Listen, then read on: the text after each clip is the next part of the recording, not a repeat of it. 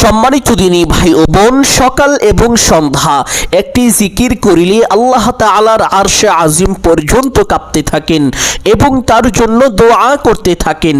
যতক্ষণ না তার দোয়াকে কবুল করা হয় ততক্ষণ পর্যন্ত কাঁপতে থাকেন আর দোয়া করতেই থাকেন। সুবহানাল্লাহ।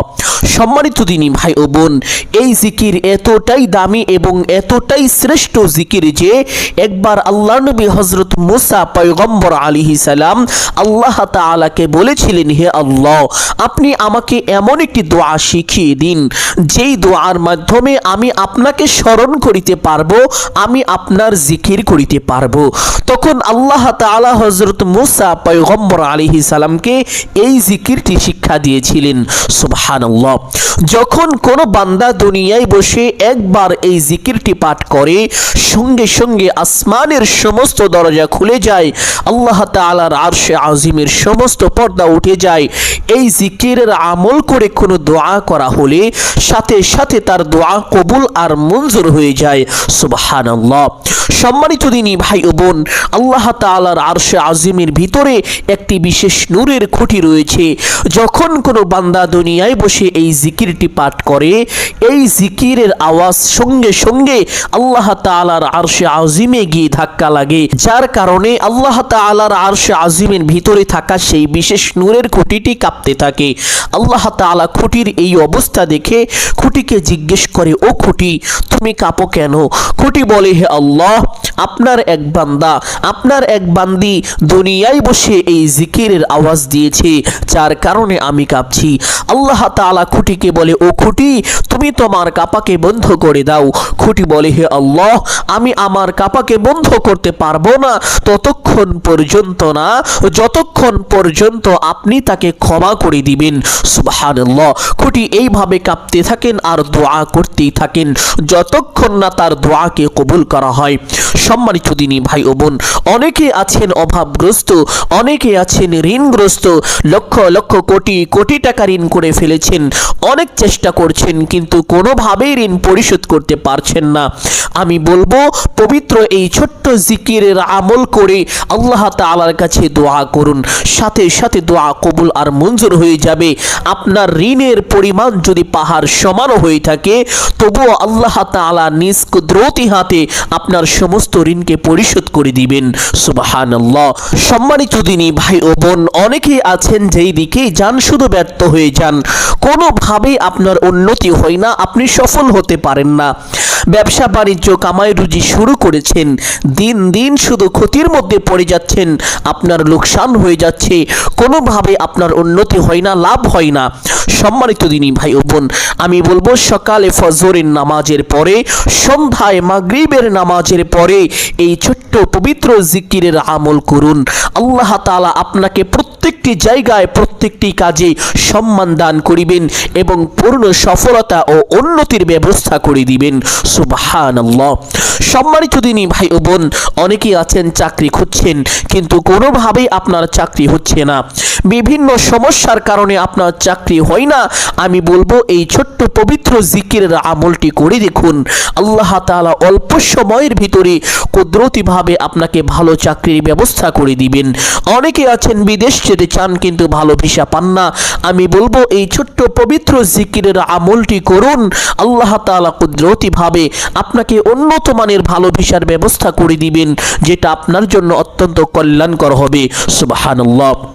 সম্মানিত দিনী ভাই ও বোন, অনেকেই অনেক রকম সমস্যায় জর্জরিত হয়ে আছেন, অনেকে আছেন যাদের সন্তানাদি হয় না, অনেক ডাক্তার দেখিয়েছেন, অনেক কবিরাজ দেখিয়েছেন, বিভিন্ন রকমের চিকিৎসা নিয়েছেন, এমন কোনো চিকিৎসা নেই যে চিকিৎসা আপনি নেননি কিন্তু কোনোভাবে আপনার সন্তান হয় না। অনেক আমল করেছেন, অনেক দোয়াও করেছেন, আমি আপনাকে বলবো এই ছোট্ট পবিত্র জিকিরের আমলটি করুন, আল্লাহ তাআলা অবশ্যই কুদরতিভাবে আপনাকে সন্তান দান করিবেন। শুধু সন্তান দান করিবেন না, বরং নেককার সলিহিন সন্তান দান করিবেন, যে সন্তান আপনার জন্য দুনিয়া ও আখিরাতে কল্যাণকর হবে। সুবহানাল্লাহ। সম্মানিত দিনী ভাই ও বোন, এই আমলটি কিভাবে করিবেন প্রত্যেকটি বিষয় আপনাদেরকে সুস্পষ্টভাবে বলে দিব। সকলেই গভীর মনোযোগ দিয়ে শুনবেন ইনশাআল্লাহ। এই আমলটি করার জন্য ফজরের আজান হওয়ার সঙ্গে সঙ্গে ঘুম থেকে উঠে যাবেন। ঘুম থেকে উঠে প্রথমে ব্রাশ অথবা মিসওয়াক করে নেবেন। চেষ্টা করিবেন মিসওয়াক করে নেওয়ার জন্য, কারণ পবিত্র হাদিসের মধ্যে এসেছে আল্লাহর নবী সাল্লাল্লাহু আলাইহি ওয়াসাল্লাম বলেন, আসওয়াকু মাতহারাতুল লিল ফামি ওয়া মারদাতুল লিররাব্বি।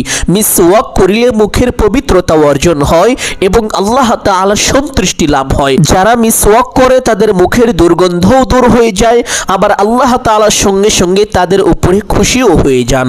সুবহানাল্লাহ। ব্রাশের ব্যাপারে কিন্তু আল্লাহর নবী এইভাবে বলেননি, শুধু মিসওয়াকের ব্যাপারেই বলা হয়েছে। সম্মানিত দিনী ভাই বোন, এই জন্য চেষ্টা করিবেন মিসওয়াক করে নেওয়ার জন্য, অন্ততপক্ষে আপনার একটি সুন্নত আদায় হয়ে যাবে। সম্মানিত দিনী ভাই বোন, ব্রাশ অথবা মিসওয়াক করে নেওয়ার পরে উত্তম রূপে ওযু করিবেন। ওযুর পূর্বে ছোট্ট দুইটি বিষয় অবশ্যই লক্ষ্য করিবেন। যেই বিষয়গুলো লক্ষ্য না করিলে আপনার ওযু পরিপূর্ণ হবে না, আপনার ওযু সহি হবে না। আর এই ওযু দিয়ে নামাজ পড়লে কোনো কোনো ইমামের মতে আপনার নামাজও হবে না। এই জন্য বিষয়টি লক্ষ্য করুন। সম্মানিত দিনী ভাই বোন, এক নাম্বার বিষয় হলো ওযুর পূর্বে ওযুর নিয়ত করা। প্রত্যেকটি কাজের পূর্বে নিয়ত না করলে সেই কাজ পরিপূর্ণ হয় না, সহি হয় না। পবিত্র হাদিসের মধ্যে আল্লাহর নবী সাল্লাল্লাহু আলাইহি ওয়াসাল্লাম বলেন, ইন্নামাল আ'মালু বিন্নিয়াত। প্রত্যেকটি আমল নিয়তের উপর নির্ভর করে। সুবহানাল্লাহ। এই জন্য অবশ্যই নিয়ত করিবেন। অনেকে জানেন না ওযুর নিয়ত কিভাবে করতে হয়। ওযুর নিয়ত এইভাবে করিবেন, আমি এখন আল্লাহ তাআলার সন্তুষ্টির জন্য ওযু করছি। এই কথাটুকু আপনি আপনার মনে মনে সংকল্পনা করিবেন, ধারণা করিবেন, তাহলেই আপনার ওযুর নিয়ত হয়ে যাবে। অতঃপর বিসমিল্লাহির রহমানির রহিম পাঠ করে ওযু আরম্ভ করিবেন। ওযুর প্রত্যেকটি অঙ্গ প্রত্যঙ্গ খুব মনোযোগ সহকারে ধৌত করিবেন। ওযুর সময় অনর্থক কথাবার্তা থেকে অবশ্যই বিরত থাকবেন। অনেক সময় দেখা যায় আমাদের সমাজের মানুষগুলো, আমাদের দেশের মানুষেরা ওযুর সময় গল্প গুজব পড়ে থাকেন। এই বিষয়গুলো অবশ্যই এড়িয়ে চলবেন। সম্মানিত দিনী ভাই বোন, চুপচাপ ওযু শেষ করে আপনার ডান হাতের শাহাদাত আঙ্গুলটি আসমানের দিকে সোজা করে দিয়ে একটি ছোট্ট কালিমা একবার যদি পাঠ করেন, আল্লাহর নবী সাল্লাল্লাহু আলাইহি ওয়াসাল্লাম বলেছেন, আল্লাহ তাআলা আপনার জন্য জান্নাতের 8টি দরজা খুলে দিবেন। আপনি জান্নাতের যেই দরজা দিয়ে ইচ্ছে সেই দরজা দিয়ে সসম্মানে বিনা হিসাবে জান্নাতে প্রবেশ করতে পারবেন। সুবহানাল্লাহ। সম্মানিত দিনী ভাই ও বোন, আপনি যদি চান আপনার জান্নাতে যাওয়ার পথ অতি সহজ হোক, সুগম হোক, তাহলে অবশ্যই প্রত্যেক ওযুর পরে এই ছোট্ট কালিমাটি একবার এইভাবে পাঠ করিবেন, আশহাদু আল্লা ইলাহা ইল্লাল্লাহু ওয়াহদাহু লা শারীকা লাহ ওয়া আশহাদু আন্না মুহাম্মাদান আবদুহু ওয়া রাসূলুহু। এই কালিমাটির একটি চমৎকার অর্থ রয়েছে। অর্থটি হলো, আমি সাক্ষ্য দিতেছি যে আল্লাহ তাআলা ব্যতীত ইবাদতের উপযুক্ত আর কেহ নেই। আমি আরো সাক্ষ্য দিতেছি যে হযরত মুহাম্মদ মুস্তাফা সাল্লাল্লাহু আলাইহি ওয়াসাল্লাম আল্লাহ তাআলার বান্দা ও রাসূল। সুবহানাল্লাহ। অর্থটি মুখস্থ করতে না পারলেও মনে মনে এই বিশ্বাসটি রাখিবেন ইনশাআল্লাহ। সম্মানিত দিনী ভাই বোন, কালিমাটি পাঠ করা শেষ করে একটি পবিত্র স্থানে চলে যাবেন। গিয়ে কিবলামুখী হয়ে দাঁড়িয়ে ফজরের 2 রাকাত সুন্নত নামাজ পড়িবেন। ফজরের 2 রাকাত সুন্নত নামাজ অত্যন্ত দামি। আল্লাহ তাআলা এই নামাজকে খুব বেশি ভালোবাসেন, পছন্দ করেন। পবিত্র হাদিসের মধ্যে আল্লাহর নবী সাল্লাল্লাহু আলাইহি ওয়াসাল্লাম বলেন, দুনিয়ার মধ্যে যাহা কিছু রয়েছে সমস্ত কিছুর চাইতেও ফজরের 2 রাকাত সুন্নত নামাজ বেশি দামি, বেশি উত্তম। সুবহানাল্লাহ। এই জন্য অবশ্যই ফজরের 2 রাকাত সুন্নত নামাজ সহিশুদ্ধভাবে পড়ার চেষ্টা করিবেন। ফজরের 2 রাকাত সুন্নত নামাজ পড়ার পরে এবং ফজরের 2 রাকাত ফরজ নামাজ পড়ার পূর্বে এই মধ্যবর্তী যতটুকু সময় থাকবে এই সময় শুধুমাত্র একটি ছোট্ট দুরূদ বেশি বেশি পাঠ করিবেন। সাল্লাল্লাহু আলাইহি ওয়াসাল্লাম, সাল্লাল্লাহু আলাইহি ওয়াসাল্লাম, সাল্লাল্লাহু আলাইহি ওয়াসাল্লাম, এই দুরূদটি বেশি বেশি পাঠ করিবেন। অতঃপর যখন ফজরের ফরজ নামাজ পড়ার সময় হয়ে যাবে তখন ফজরের 2 রাকাত ফরজ নামাজ পড়িবেন। দিনী ভাই ও বাবারা যারা রয়েছেন তারা অবশ্যই মসজিদে গিয়ে জামাআতের সাথে ফজরের 2 রাকাত ফরজ নামাজ পড়ে নেবেন। মা ও বোন এবং মাযুর ব্যক্তিগণ যারা রয়েছেন তারা ঘরে বা বাড়িতে অবশ্যই ফজরের 2 রাকাত ফরজ নামাজ পড়ে নেবেন।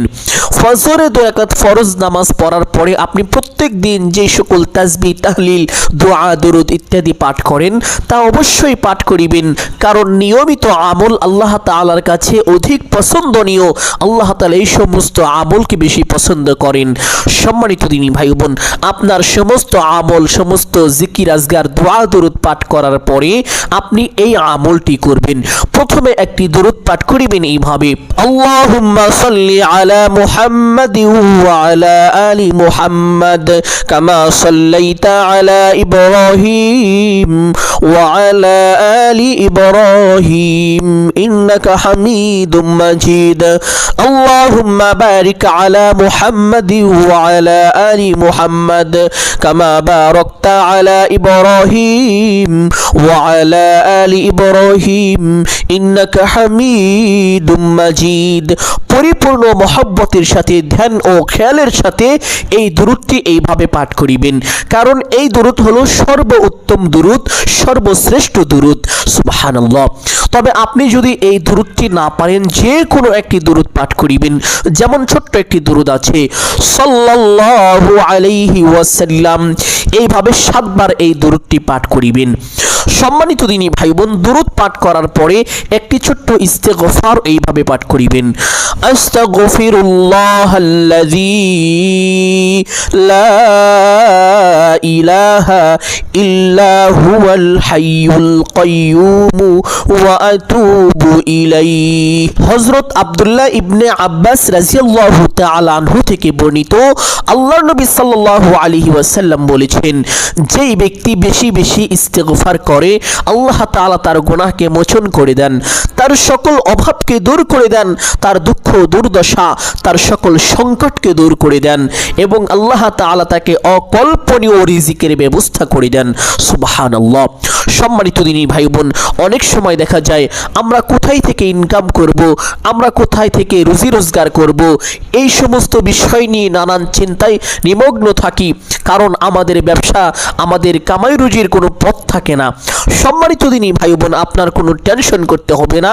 আপনি যদি বেশি বেশি এই ইস্তেগফার পাঠ করেন, যেটা কখনো কল্পনাও করেননি এমন জায়গা থেকেও আল্লাহ তাআলা আপনাকে রিজিকের ব্যবস্থা করে দিবেন। সুবহানাল্লাহ। এই জন্য বেশি বেশি এই ইস্তেগফারটি পাঠ করিবেন। ও যখন ইস্তেগফার পাঠ করিবেন, জীবনের সমস্ত গুনাহের কথা স্মরণ করিবেন। জীবনে যত রকম গুনাহ করেছেন, শিরকি, কুফরি, বিদআতি, নাফরমানি, চগলখুরি, এমনকি জিনাহের মতো ভয়ঙ্কর লজ্জিত গুনাহও যদি করে থাকেন, তবুও সমস্ত গুনাহের কথা স্মরণ করে আল্লাহ তাআলার দরবারে লজ্জিত ও অনুতপ্ত হয়ে ক্ষমার আশায় একমাত্র আল্লাহকে সন্তুষ্টি করার জন্য ইস্তেগফারটি পাঠ করিবেন। আল্লাহ তাআলা সঙ্গে সঙ্গে আসমান থেকে ঘোষণা করে দিবেন, ও আমার বান্দা, আমি তোমার জীবনের যৌবনের সমস্ত গুনাহকে ক্ষমা করে দিলাম। সুবহানাল্লাহ। সম্মানিত দিনী ভাই ও বোন, আরেকটি বিষয় আপনাদেরকে জানিয়ে দেই, যদি আপনার জীবনে এরকমটা হয়ে থাকে যে আপনি যেদিকেই যাচ্ছেন শুধু ব্যর্থ হয়ে যাচ্ছেন, আপনি যেই পথে হাঁটছেন শুধু অসম্মানী আর বেইজ্জতি হচ্ছেন, আপনি ব্যর্থ হয়ে যাচ্ছেন, কোনোভাবে আপনার উন্নতি হচ্ছে না, তাহলে বুঝে নেবেন আল্লাহ তাআলা আপনার উপরে গজব নাজিল করেছেন, বিপদ নাজিল করেছেন, কারণ আপনি হয়তো অনেক গুনাহ করে ফেলেছেন। আল্লাহ তাআলা আপনার উপরে অসন্তুষ্ট হয়েছেন, আপনার উপরে রাগ করেছেন, নারাজ হয়ে গিয়েছেন। সম্মানিত দিনী ভাই বোন, এমনটা যদি আপনার জীবনে হয়ে থাকে তাহলে বেশি বেশি ইস্তেগফার পাঠ করিবেন। উঠতে বসতে, চলতে ফিরতে, ধ্যান খেয়ালের সাথে একমাত্র আল্লাহকে রাজি সন্তুষ্টি করার জন্য ইস্তেগফারটি পাঠ করবেন। দেখবেন আল্লাহ তাআলা আপনার উপর থেকে সকল বিপদকে উঠিয়ে নেবেন, সকল আযাব গজবকে উঠিয়ে নেবেন। আপনার উপর থেকে আল্লাহ তাআলা সকল রাগ, সকল ক্রোধ উঠে যাবে। সুবহানাল্লাহ। আল্লাহ তাআলা আপনার উপরে তাৎক্ষণিকভাবে রহমত নাজিল করিবেন, আপনার উপরে সন্তুষ্টি হয়ে যাবেন, খুশি হয়ে যাবেন। সম্মানিত দিনী ভাই বোন, এই জন্য ইস্তেগফারটি বেশি বেশি এইভাবে পাঠ করিবেন। আস্তাগফিরুল্লাহাল্লাযী লা ইলাহা ইল্লা হুয়াল হাইয়ুল কাইয়্যুম ওয়া আতুবু ইলাইহি। যদি এই ইস্তেগফারটি পাঠ করা আপনার জন্য কষ্টকর হয়ে যায়, তাহলে শুধুমাত্র এই ছোট্ট বাক্যটি পাঠ করিবেন, আস্তাগফিরুল্লাহ আস্তাগফিরুল্লাহ। আমলের সময় ইস্তেগফারটি এইভাবে 7 বার পাঠ করিবেন। 7 বার ইস্তেগফারটি পাঠ করার পরে একটি ছোট্ট দোয়া পাঠ করিবেন। যেই দোয়া পাঠ করিলে আল্লাহ তাআলা বান্দার সকল দুঃখ দুর্দশাকে দূর করে দেন, বান্দার সকল অভাব অনটনকে দূর করে দেন। সুবহানাল্লাহ। দুশ্চিন্তা পেরেশানি মুহূর্তের মধ্যেই দূর হয়ে যাবে যদি এই ছোট্ট দোয়াটি পাঠ করেন। শুধু তাই নয়, আপনি যদি পাহাড় সমান বিপদের সামনেও দাঁড়িয়ে এই ছোট্ট দোয়াটি পাঠ করেন, আপনার সমস্ত বিপদ আল্লাহ তাআলা গায়বীভাবে দূর করে দিবেন। সুবহানাল্লাহ।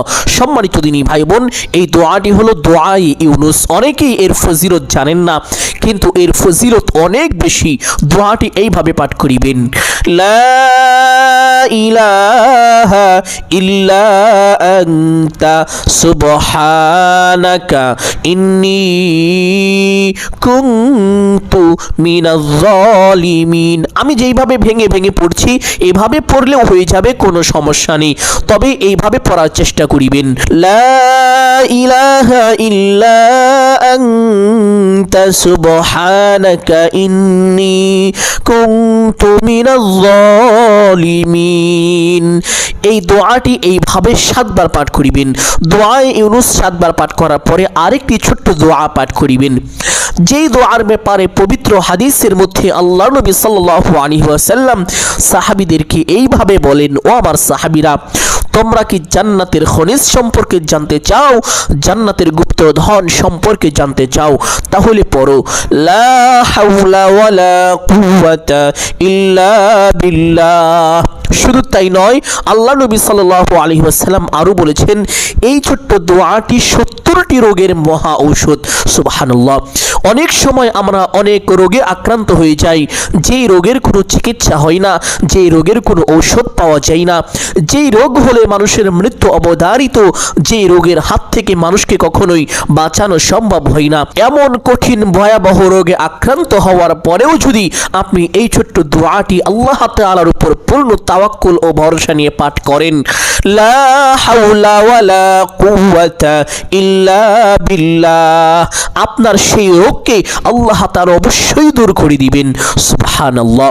সম্মানিত দিনী ভাই বোন, 70টি রোগের মধ্যে সবচাইতে ছোট যেই রোগটি বোঝানো হয়েছে আর তা হলো বান্দার অভাব। আপনি যত বেশি অভাবে থাকেন না কেন, এই ছোট্ট দোয়া পাঠ করলে আপনার অভাব আল্লাহ তাআলা অবশ্যই দূর করিবেন। সুবহানাল্লাহ। সম্মানিত দিনী ভাই বোন, তাহলে এই ছোট্ট দোয়াটি এইভাবে পাঠ করিবেন, লা হাওলা ওয়ালা কুওয়াতা ইল্লা বিল্লাহ। আরেকটি বিষয় আপনাদেরকে বলে দেই, আর তা হলো বৃষ্টির সময় যখন আকাশে বিদ্যুৎ চমকায়, তখন কিন্তু আকাশ থেকে একটি আগুনের টুকরা পড়ে অনেক সময় অনেক মানুষের ইন্তিকাল হয়ে যায়, অনেক সময় অনেক পশু পাখি, অনেক প্রাণীর ইন্তিকাল হয়ে যায়। সম্মানিত দিনী ভাই বোন, আপনার উপরেও কিন্তু এই আগুনের টুকরো পড়তে পারে, এর মধ্যে কোনো সন্দেহ নেই। কিন্তু আপনি যদি এই ছোট্ট দোয়াটি পাঠ করেন, আপনার উপরে কোনোভাবেই এই আগুনের টুকরা পড়বে না, এই গজব থেকে আল্লাহ তাআলা আপনাকে হেফাজত করিবেন। সুবহানাল্লাহ। আর সেই দোয়াটিই হলো লা হাওলা ওয়ালা কুওয়াতা ইল্লা বিল্লাহ। যখন আকাশে শব্দ হবে, শব্দ হওয়ার সঙ্গে সঙ্গে আপনি পাঠ করিবেন, লা হাওলা ওয়ালা কুওয়াতা ইল্লা বিল্লাহ। সম্মানিত দিনী ভাই বোন, তাহলে আমরা এই ছোট্ট দোয়ার অনেক ফজিলত সম্পর্কে জানতে পারলাম। এই ছোট্ট দোয়াটি আমলের সময় 7 বার পাঠ করিবেন, অতঃপর সেই জিকিরটি করিবেন যেই জিকিরের ব্যাপারে পবিত্র হাদিসের মধ্যে এসেছে, আল্লাহর নবী হযরত মুসা পয়গম্বর আলাইহিস সালাম আল্লাহ তাআলার কাছে দোয়া করলেন, আল্লাহকে বললেন, হে আল্লাহ, আপনি আমাকে এমন একটি দোয়া শিখিয়ে দিন যেই দোয়ার মাধ্যমে আমি আপনাকে স্মরণ করিব, আমি আপনার জিকির করিতে পারবো। আল্লাহ তাআলা তখন হযরত মুসা পয়গম্বর আলাইহিস সালামকে এই জিকিরটি শিক্ষা দিলেন, আর তা হলো লা ইলাহা ইল্লাল্লাহ। এই জিকিরটি আমরা সকলেই পারি, কিন্তু এই জিকিরের ফজিলত সম্পর্কে না জানার কারণে, এই জিকিরের গুরুত্ব সম্পর্কে না জানার কারণে আমরা এই আমল করতে পারি না। সম্মানিত দিনী ভাই ও বোন, পবিত্র হাদিসের মধ্যে আল্লাহর নবী সাল্লাল্লাহু আলাইহি ওয়াসাল্লাম বলেন, 7 আসমান 7 জমিন এক পাল্লায় রাখা হলে এবং অপর পাল্লায় লা ইলাহা ইল্লাল্লাহ রাখা হলে, তাহলে লা ইলাহা ইল্লাল্লাহর পাল্লাটি বেশি ভারী হয়ে যাবে। সুবহানাল্লাহ। শুধু তাই নয়, আরেক হাদিসের মধ্যে আল্লাহর নবী সাল্লাল্লাহু আলাইহি ওয়াসাল্লাম বলেন, যেই ব্যক্তি দুনিয়ায় বেশি বেশি পাঠ করিবে লা ইলাহা ইল্লাল্লাহ, ওই ব্যক্তি হাসরের ময়দানে এমন ভাবে উঠবে, এমন ভাবে উপস্থিত হবে যেন তার উপরে জাহান্নাম হারাম হয়ে গিয়েছে, জান্নাত ওয়াজিব হয়ে গিয়েছে। সুবহানাল্লাহ। সম্মানিত দিনী ভাই ও বোন, আরেক হাদিসের মধ্যে এসেছে আল্লাহর নবী সাল্লাল্লাহু আলাইহি ওয়াসাল্লাম বলেন, যেই ব্যক্তি দুনিয়ায় বেশি বেশি পাঠ করিবে লা ইলাহা ইল্লাল্লাহ, মৃত্যুর সময় তার কালিমা নসিব হবে। আর মৃত্যুর সময় যার কালিমা নসিব হবে তার জন্য জান্নাত ওয়াজিব হবে, জাহান্নাম হারাম হবে। শুধু তাই নয়, কাল হাসরের ময়দানে কঠিন ভয়াবহ পরিস্থিতি তৈরি হবে, যে পরিস্থিতির মধ্যে মানুষের মাথার আধা হাত উপরে সূর্য থাকবে, মানুষের মাথার মগজগুলো তাপের কারণে বাতের ফ্যানের মতো টকবক টকবক করতে থাকবে।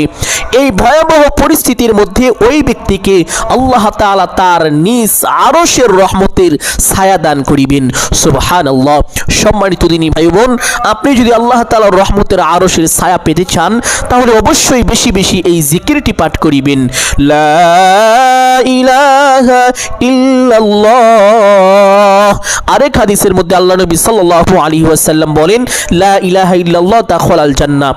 যে ব্যক্তি ঈমানের সঙ্গে একবারও পাঠ করে লা ইলাহা ইল্লাল্লাহ, অবশ্যই ওই ব্যক্তি আল্লাহ তাআলা জান্নাতে প্রবেশ করবে। সুবহানাল্লাহ। আরেক হাদিসের মধ্যে বলাই হয়েছে যে এই জিকির হলো সর্বোত্তম জিকির, সর্বশ্রেষ্ঠ জিকির। এই জিকিরের চাইতে আর কোনো দামি জিকির পৃথিবীতে নেই। সুবহানাল্লাহ। সম্মানিত দিনী ভাই বোন, তাহলে এই জিকিরটি বেশি বেশি পাঠ করার চেষ্টা করিবেন। আমলের সময় 100 বার এইভাবে পাঠ করিবেন, লা ইলাহা ইল্লাল্লাহ, লা ইলাহা ইল্লাল্লাহ, লা ইলাহা ইল্লাল্লাহ। জিকিরটি 100 বার পাঠ করার পরে আবার এই দুরূদটি পাঠ করিবেন, আল্লাহুম্মা সাল্লি আলা মুহাম্মাদ ওয়া আলা আলি মুহাম্মাদ কামা সাল্লাইতা আলা ইব্রাহিম ওয়া على آل إبراهيم إنك حميد مجيد اللهم بارك على محمد وعلى آل محمد كما باركت على إبراهيم وعلى آل إبراهيم إنك حميد مجيد। অতঃপর দোয়া মুনাজাত করিবেন। এখন আপনি যা চাইবেন তাই পাবেন, এই জন্য বেশি বেশি চাওয়ার চেষ্টা করিবেন। এইভাবে মুনাজাত শুরু করিবেন, আলহামদুলিল্লাহি রাব্বিল العالمين والصلاة والسلام على سيد الأنبياء والمرسلين। অতঃপর আপনার যাহা কিছু প্রয়োজন সমস্ত কিছু চাইবেন, চাওয়া শেষ করে একবার বলবেন, হে আল্লাহ, আপনার হাবিবের উসিলা করে আমার দোয়া মুনাজাত কবুল আর মঞ্জুর করুন। অতঃপর বলবেন, আমিন আমিন আমিন বিরহমাতিকা ইয়া আরহামার রাহিমিন। এইভাবে দোয়া মুনাজাত শেষ করে সঙ্গে সঙ্গে একবার পড়বেন সাল্লাল্লাহু আলাইহি ওয়াসাল্লাম।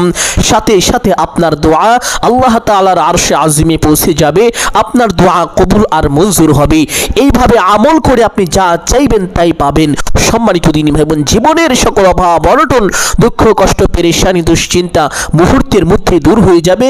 চতুর্দিক থেকে অঝোর ধারায় বৃষ্টির মতো রহমত ও বরকত নাজিল হবে, রিজিকের ব্যবস্থা হবে। সুবহানাল্লাহ। সম্মানিত দিনী ভাই বোন, আমি আশা করছি আজকের এই আমলটি আপনাদের জন্য অত্যন্ত গুরুত্বপূর্ণ এবং উপকারী ছিল। অতএব সকলকে বলবো সদগায়ে জারিয়ার উদ্দেশ্যে কমপক্ষে একটি হলেও শেয়ার করে দিবেন। যদি এই আলোচনাটি ভালো লাগে একটি লাইক করবেন, কমেন্টে আমিন বলে দোয়ায় শরীক থাকবেন। যারা এই চ্যানেলের নতুন দর্শক রয়েছেন চেষ্টা করিবেন চ্যানেলটি সাবস্ক্রাইব করে রাখার জন্য। সকলের জন্য অন্তরের অন্তরস্থল থেকে দোয়া করি আল্লাহ তাআলা সকলকে ভালো রাখুন, সুস্থ রাখুন, জানে মালে কামায় রুজিতে প্রচুর পরিমাণ বরকত দান করুন। সকলেই বলি আমিন সুম্মা আমিন। আসসালামু আলাইকুম ওয়া রাহমাতুল্লাহি ওয়া বারাকাতুহু।